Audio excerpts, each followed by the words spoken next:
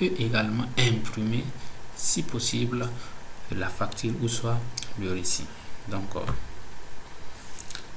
voici comment se présente la facture. Ici, c'est le nom de la boutique ou soit de l'entreprise. Et puis les coordonnées. Ici, s'il s'agit d'une facture pour un grossiste, il faut sélectionner tout d'abord ici le client, le nom du client. Donc si c'est un client ordinaire, vous mettez client ordinaire si vous ne connaissez pas le nom du client. Ok. Ici c'est le numéro de facture. Ok. Ici tout simplement c'est le montant qui doit afficher ici en fonction de votre des produits que vous avez vendus. Et ici c'est un petit bouton qui permet d'imprimer la facture. Ici c'est juste pour enregistrer de façon. Mais maintenant pour valider une vente, il faut forcément cliquer sur ce bouton. Mais maintenant si toutefois vous voulez tout d'abord imprimer, vous imprimez avant d'ajouter la vente. Si vous cliquez sur le bouton ajouter la vente, ça va ajouter automatiquement. Ça veut dire que quoi? Ça veut dire tout simplement que ça va réduire automatiquement au niveau du stock. Donc pour cela je vais essayer avec un exemple.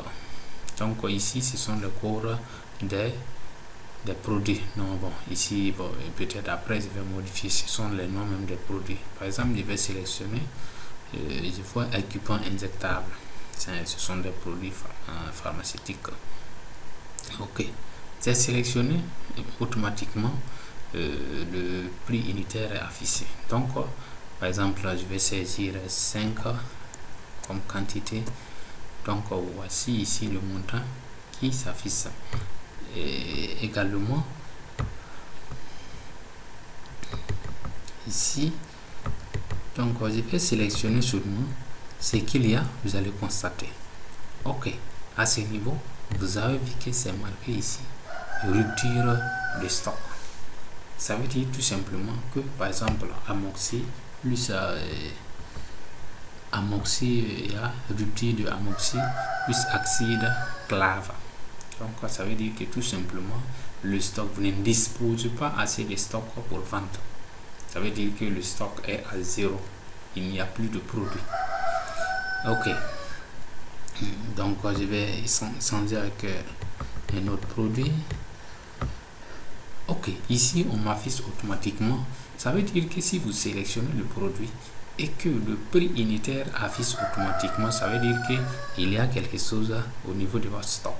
Mais maintenant je vais essayer avec un autre exemple. Ici par exemple je sais que mon stock est au niveau de Amadé 10, ça vaut pas 400, mais je vais essayer, vous allez voir ce que ça va donner.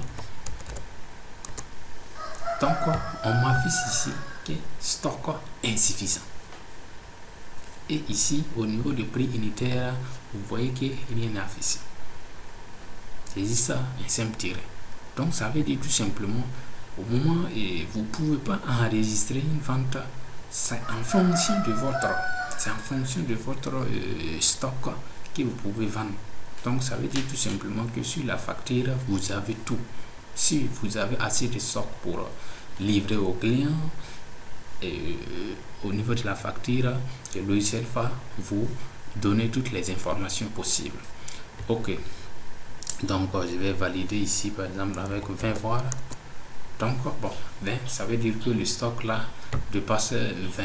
Je peux vendre au moins ça 20 plaquettes. Pour cela, je vais prendre un troisième produit. Je sélectionne encore albendazole. Ok, ici aussi vous voyez que le montant et le prix unitaire est affiché automatiquement. Donc je mets par exemple 10 plaquettes par exemple. Ok, donc voici un exemple. Si je veux, je peux imprimer mon récépissé et autant pour moi la facture ou soit le récit avant de les valider.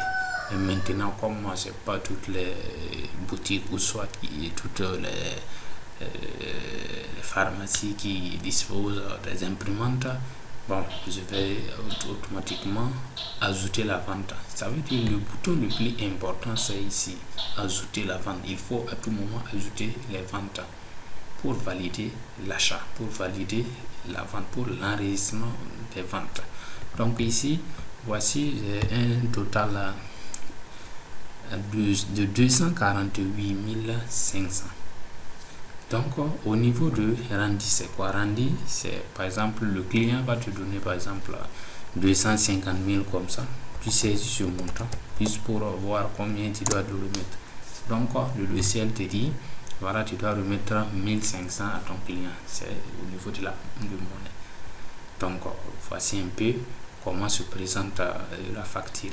Mais maintenant je vais valider la vente. Il faut à tout moment cliquer sur ce bouton ajouter une vente pour valider, pour terminer la vente. Donc je vais ajouter, voir ce que ça va donner. Donc vous voyez que ça est en train d'enregistrer.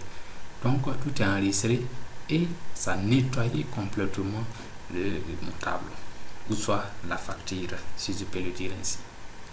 Donc maintenant pour vérifier si réellement la vente a été enregistrée, pour cela je peux repartir à l'accueil et puis maintenant rentrer au niveau de consulter les détails des ventes. Donc j'étais au numéro facture 95. Donc 95, j'ai sélectionné 3 produits. Donc effectivement voici les 3 produits qui figurent. Donc ça veut dire que l'enregistrement a été bien fait. Voici le nom du client qui est un client ordinaire. Donc voici un peu.